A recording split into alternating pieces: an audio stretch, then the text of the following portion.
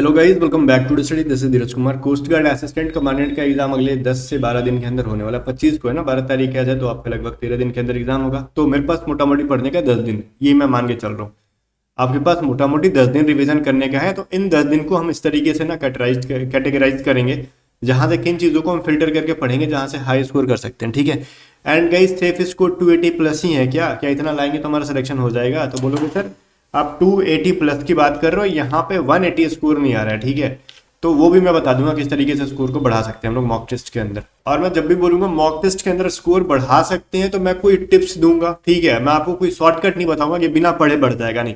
उसके लिए पढ़ना होगा, कुछ फिल्टर करके पढ़ो चीजों को। बहुत सारे बच्चे गलत जगह पे मेहनत करते हैं, उनको मैं सुधार सकता हूँ। हाँ, बोलोगे क्या हाई स्कोर पॉसिबल है? इतना 280 बोल रहे हो तो पॉसिबल है। मैं बता रहा हूँ कैसे पॉसिबल है। देखो, खुद देखो। चीजें किधर गई? ये रही, खुद देख लो। ये चीजें पॉसिबल है, ये चीजें पॉसिबल है लाना। ठीक है, कुछ भी इम्पॉसिबल नहीं है। तो मैं कर सकता हूँ तो आप कर सकते हो। बाकी चीजों को मैं बताऊंगा कि सेफ स्कोर मॉक के अंदर कितना आएगा तो एग्जाम में हमको कितना कम या ज्यादा मिलेगा। देखो गाइस, एग्जाम में आप ऐसा सोच के चल रहे हो ना कि हमारे मॉक से ज्यादा एग्जाम में आ जाएगा। वो ऐसा कुछ एक्सपेक्टेशन मत रखना कि आपके मॉक से ज्यादा आपके एग्जाम में आ जाएगा, क्योंकि एग्जाम में क्या ही है। एग्जाम में तो प्रेशर भी रहता है, मॉक टेस्ट के अंदर तो प्रेशर नहीं रहता है। अगर हमारे ऐप पे अगर आप मॉक टेस्ट दे रहे हो ना, तो उसके लेवल मैंने एग्जाम के लेवल या फिर उससे हल्का डाउन ही होगा, उससे हाई मैंने नहीं कर रखा है। ठीक है, क्योंकि उसी के अंदर बच्चों का 180 लाना मुश्किल हो रहा है, तो 280 कहाँ से लाएंगे वो लोग? तो ये कंप्लीटली प्रिपरेशन के ऊपर डिपेंड करता है। बाकी चीजों को मैं कह सकता हूँ अगले 10 दिन के अंदर अगर आपको कुछ पढ़ना है तो आप हमारे बैचेस को ज्वाइन करो। मैं नहीं कहता हूँ कि आप 933 रुपीज दो, ये बेवकूफ बनाने का टाइम होगा। 10 दिन के अंदर अगर आपको, इसके अंदर हम मॉक टेस्ट भी देंगे, 11 मॉक टेस्ट दे देंगे। ठीक है, तो बोलोगे 11 मॉक टेस्ट का आप कितना ले रहे हो? 933 नहीं। इसके अंदर हम लोग देखो इंग्लिश की, रीजनिंग की, मैथ की ऑलमोस्ट क्लासेस देंगे, जीके की, साइंस की हम लोग ब्रीफ में क्लासेस देंगे।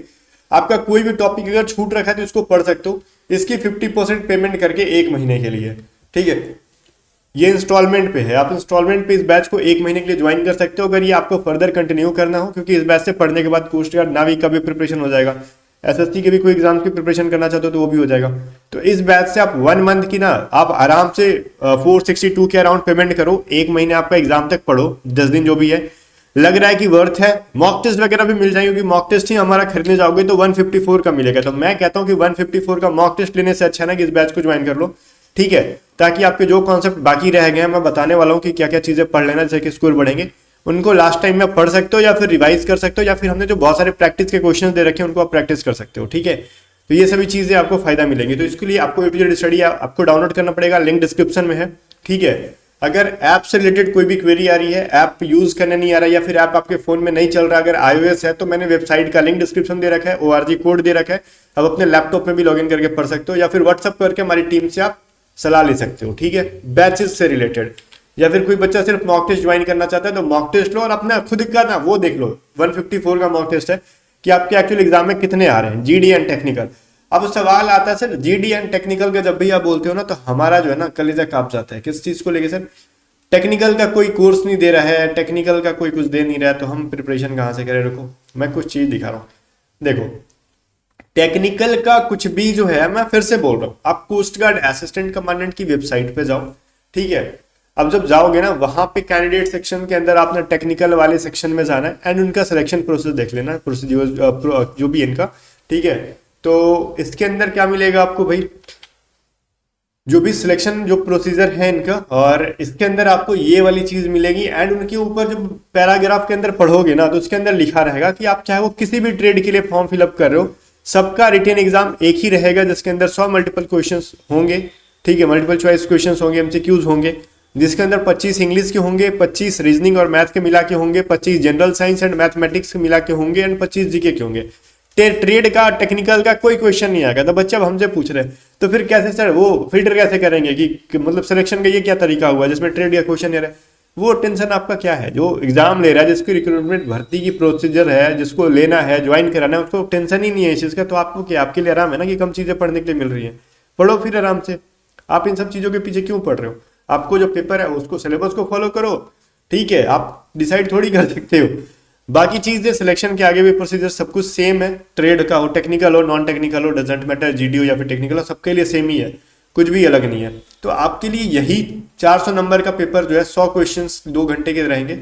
जिसके अंदर मिनिमम 160 तो लाने ही लाने होंगे EWS OBC and UR category को, और मिनिमम 140 SC ST को लाने ही होंगे। ठीक है, अब देखो ये सेक्शन वाइज कट ऑफ के ऊपर परेशान हो रहे हो, क्या क्या सेक्शन वाइज कट ऑफ जाता है, मैं रुको बताता हूँ एक चीज। देखो क्या इस रिजल्ट में कुछ भी सेक्शन वाइज के बारे में बताया है कि फलाना सेक्शन का इतना क्वालिफाइंग था, उसका नहीं लिखा ना, ओवरऑल यहाँ पे पासिंग मार्क्स लिखा है, ऑप्टेंड स्कोर है, तो बोलोगे ठीक है, लेकिन सेक्शन वाइज गया तो मैं कह रहा हूँ ना कि ऐसा कुछ नहीं होता, रिलैक्स होके जाओ आप, ठीक है, ऐसा कुछ नहीं होता, बट कोशिश करना कि हर सेक्शन से कुछ क्वेश्चन अटेम्प्ट करने का, क्योंकि ये इन्होंने ये लिखते हैं ना कि जो सेक्शन वाइज कट ऑफ निकालना कोस्ट गार्ड के अधिकार में है, लेकिन अभी तक इन्होंने ऐसा कुछ किया नहीं है, क्योंकि सेक्शन वाइज कट ऑफ निकालना होता है ना, तो ये देखो कोस्ट गार्ड नाविक का रिजल्ट मैं दिखा रहा हूँ कि कैसे नाविक असिस्टेंट कमांडेंट नहीं है, सेक्शन वाइज का कट ऑफ कैसे शो करता है। देखो सेक्शन 1 पासिंग मार्क्स 30 नंबर लाना है आपको, सेक्शन 2 में 20 नंबर लाना है, सेक्शन 1 60 नंबर का पेपर होता है, सेक्शन 2 इनका 50 नंबर का होता है, जिसमें से 20 नंबर इनको OBC EWS जनरल को लाना जरूरी है, और सेक्शन 1 में 30 नंबर लाना जरूरी है। तो वो लोग ऐसा मेंशन कर दिए होते हैं, क्या इस रिजल्ट के अंदर ऐसा कुछ मेंशन है? नहीं है ना, तो फिर क्यों कलेजा काँप रहा है आपका? मस्त रहो ना, मैंने एग्जाम दिया ना, 2 टाइम एग्जाम कर रहा है मैंने, फिर तीसरा बार मैंने एग्जाम ही नहीं दिया, और इस बार भी मैं दे दूंगा, रिजल्ट दिखा दूंगा आपको। रिजल्ट जिस दिन आएगा तो मैं ही वीडियो बना के अपना रिजल्ट दिखाता हूँ कि ले बच्चा मैं पास कर गया, फिर से फाइनल स्कोर आएगा तो देख लो। डे बाई डे जब मैं पढ़ा रहा हूँ तो मेरी स्कोर जो है इंप्रूवमेंट होगी, या फिर पेपर का लेवल कैसा आता है उस पर भी डिपेंड करता है, तो ज्यादा फेंकने से कोई मतलब है नहीं, ठीक है।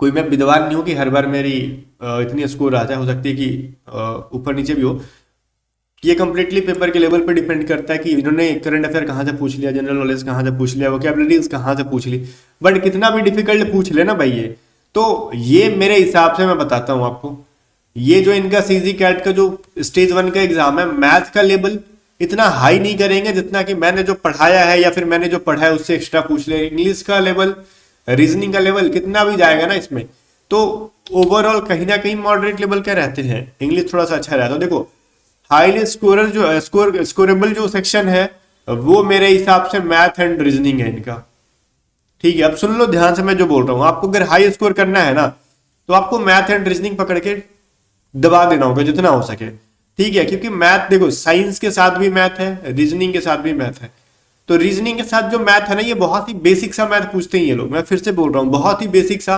और ओवरऑल आपको 2 आवर्स के जो ये टाइम दे रखे हैं ना ये बहुत ही सफिशियंट होता है, आप टाइम बचा के वो मक्खी मार रहे होगे एग्जाम के अंदर, बच जाता है टाइम। तो रीजनिंग एंड मैथ के अंदर जो सेक्शन का जो होगा ना, मेरे हिसाब से वो बच्चा 25 में 25 या फिर 24 आराम से कर लेगा, मान लो कितना भी किस्मत फूटा हुआ 24 कर लेगा, जिसकी प्रिपरेशन है या फिर जिसने हमसे पढ़ा है। मैथ एंड साइंस के अंदर का जो मान लो 12 से 13 मैथ पूछा जाता है, इसमें से भी बच्चा 10 कर लेगा आराम से, लेकिन इसके मैथ का लेवल थोड़ा सा रहता है, ठीक रहता है, क्योंकि एडवांस मैथ इसमें रहते हैं, ठीक है। उसके बाद जो स्कोर करने वाला सेक्शन है वो इंग्लिश का सेक्शन है, जहां से आप स्कोर कर सकते हो 25 में से 20, ठीक है। तो मान लेते हैं इंग्लिश में तुम 20 नंबर ले रहे हो, इस वाले मैथ के अंदर 10 लेके आ रहे हो, इस वाले रीजनिंग में आप 24 लेके आ रहे हो, ये यहां से आप लेके आ जा रहे हो 54 नंबर, तो यहीं से आपका कितना आ जा रहा है 216 नंबर, तो आपका यहीं से लेके आ जा रहा है। मैंने साइंस के क्वेश्चंस को बोला नहीं कि तुम छुओ, अभी मैंने जीके के क्वेश्चंस को बोला नहीं कि तुम छुओ, इतने नंबर से तो आपका रिजल्ट हो जाना है। वही साइंस के कुछ क्वेश्चंस मान लो जीके में कुछ ना भी पढ़ा तो ऐसा कहेंगे 5 से 7 क्वेश्चन आप नहीं बनाओगे, क्योंकि ऐसे क्वेश्चन तो दिए जाते हैं ना हर एग्जाम में 25 में से कि जो हर बच्चा अटेम्प्ट कर लेगा, एवरेज कॉमन चीज है, लाइक जनरल नॉलेज। साइंस कितना भी अगर पूछे तो 4 से 5 कर लोगे, तो 4 साइंस 5 जीके, तो ये 9 हो गया ना, तो 36 नंबर और ऐड कर लो। आपके दोस्तों जो है ना 52 नंबर तो ऐसे ही आ जा रहे हैं, और इसी में जिसकी प्रिपरेशन ठीक ठाक रही तो 10 क्वेश्चन और कर लेगा, 5 क्वेश्चन और कर लेगा, तो कहीं ना कहीं वो 280 आराम से इंटर कर लेता है।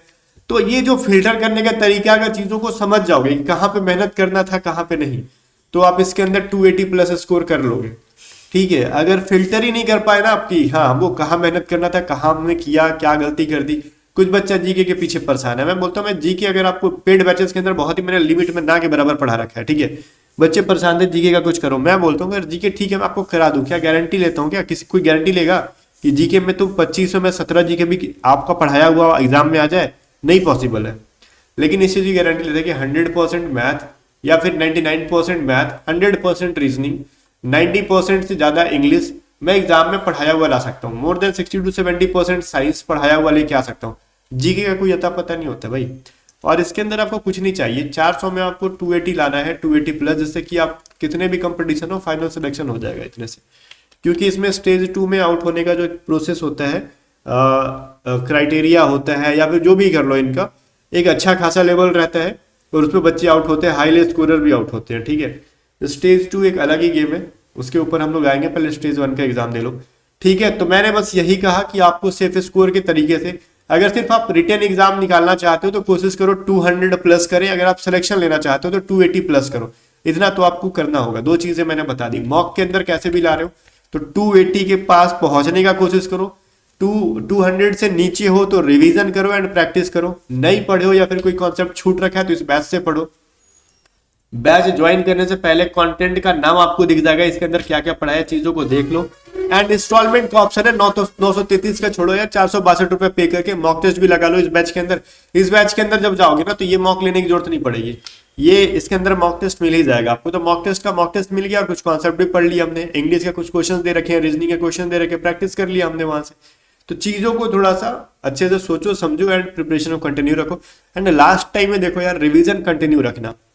मैं कहता हूं ना कि अगर आपने लास्ट टाइम में अपनी सिलेबस के 60% चीजों को भी अगर कर रखा है ना, तो मैं नहीं कहूंगा कि आप चीजों को 70% करने का कोशिश करो, मैं कहूंगा कि उस 60% चीजों को ना बार बार रिवीजन करो, क्योंकि 60% चीजें ही जो है आपको 240 नंबर लाके दे सकती है। क्योंकि 70% करने के चक्कर में लास्ट 10 दिन में जो 60% आपने सीखा, आप सोच रहे हो कि उसको हम 70% करें, हो सकता है कि उन 60% चीजों को भी हम खराब कर सकते हैं, नई चीजों को सीखने के चक्कर में प्रेशर होता है लास्ट टाइम में। तो उन 60% चीजों को ही हम बरकरार कर सकते हैं, पढ़ सकते हैं कि एग्जाम में हम 60% भी स्कोर कर लें तो 240 हमारा तो मिनिमम हो जाए कि हम घुस सकते हैं कंपटीशन के अंदर, ठीक है। इससे नीचे जाओगे 200 से तो कंपटीशन से तो बाहर हो वैसे भी आप, ठीक है। फिर मिलते हैं नेक्स्ट वीडियो में, तब तक के लिए बाय बाय। वीडियो को लाइक शेयर कर दो, टीचर स्टडी को सब्सक्राइब कर लो।